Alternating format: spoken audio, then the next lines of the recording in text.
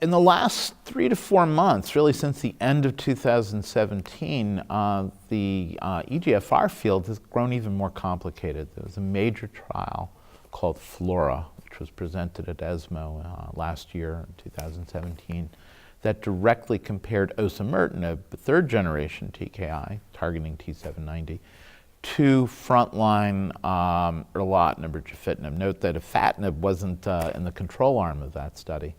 And in fact, osimertinib yielded a somewhat higher response rate, but a significantly improved progression-free survival, about 18.9 months versus roughly 10 to 11 months in the control group.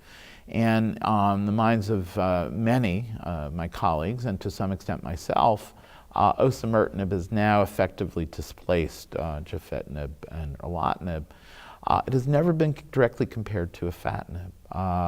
And remember, in Lux-Lung-3, afatinib, at least in those with actionable mutations, yielded a median progression-free survival that was basically between 13 and 14 months. So afatinib has always performed a little bit better than gefitinib and erlotinib.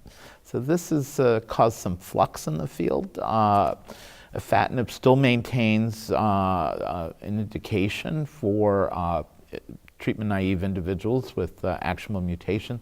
And very importantly, it has an indication that is shared by none of the other agents in those with less common mutations, exon 18, selected exon 19 mutations that are not the typical deletions or mutations. I anticipate a time when we will start looking at or start evaluating the results of studies that are combining angiogenesis inhibitors with TKIs. And one wonders if that combination might equal or perhaps even exceed osimertinib.